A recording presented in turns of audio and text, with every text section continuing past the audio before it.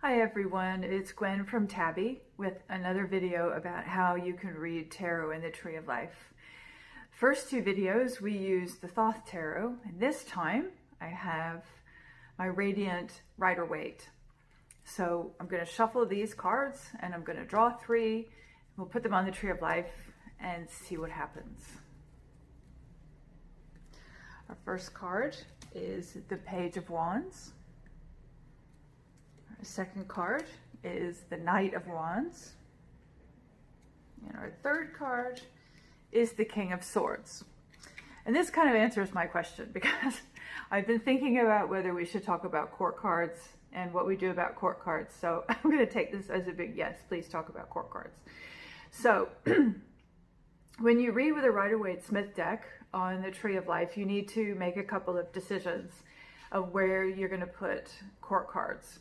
Because with the Thoth Tarot, you have different set of court cards, basically. You have a knight, a queen, a prince, and a princess. In the Rider-Waite-Smith, you have a king, a queen, a knight, and a page. So do they correspond directly across? Do you just put the king in the Rider-Waite-Smith where you would put your Thoth knight? You can. I have a system that I like myself, and one of the things that you can consider is that Book T, which is a Golden Dawn book, it gives you a couple of choices. At least it associates with Chokmah at the top right, it associates the king and the knight, and Tiferet in the middle, it associates the king and the prince. So you have a little bit of flexibility there, although of course you don't want a prince and a knight in the same deck. So you want to figure out where your king belongs, figure out where your knight belongs. And I've also seen knight in the middle. I've read other things where people use their Rider-Waite-Smith knight in the middle. So it is up to you. One thing that I will say is that I prefer to leave the knights in Chokmah and put the kings in Tiferet. And the reason for that has to do with the four worlds on the Tree of Life, which you can associate with the elements. Just to keep things simple in this video, the elements are in order: fire, water, air, and earth. And so you're starting with fire at the top and you're ending with earth at the bottom. So I prefer to leave the knights in fire, even though it kind of ruins the family structure, of course, but I prefer to have that initiating energy, that fiery energy with the knights. And I also like having the kings in the middle. I like having the kings in Tiferet as an air Sephira, because I like the associated wisdom that you get with kings. Now, of course, it would also suit the kind of rashness and eagerness of the knights.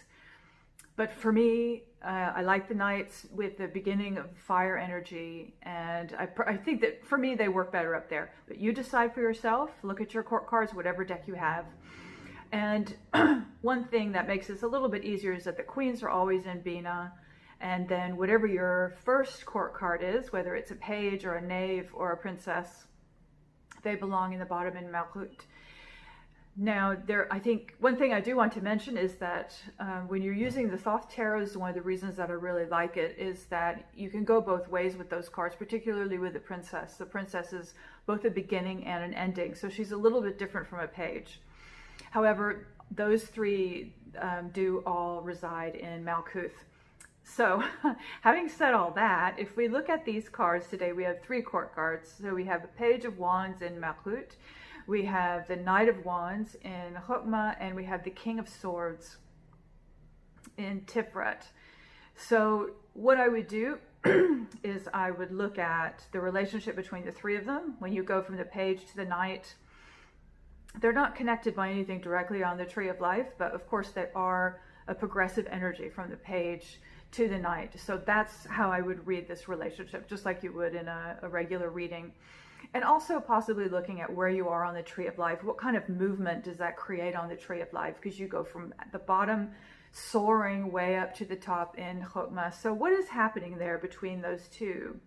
Because it maybe give you a little bit more insight than if you were looking at the cards by themselves without the Tree of Life. You might think just a progression. But what exactly is happening? Because it's a long distance from the bottom to the top, basically. And then from Chokmah to Tiferet, you're traveling the path of the Emperor, which makes a lot of sense. You've got all this masculine energy, particularly at that top end of the tree. So whatever's going on here is there's a lot of force, there's a lot of initiating energy. And then I would go on and look at the cards and what do they mean? What are the suits? You've got wands and swords. I like the King of Swords, particularly in Tiferet, because it is an air Sephira, and I like the Knight of Wands, particularly in Chokmah, because it's a fire Sephira. The Page of Wands is in Malchut, which is an earth Sephira. So you can think about all of those things when you're working with court cards, and then work, see if that helps you with your reading. So let me know if you have any questions or comments. Put them in the box below, and I will see you next time.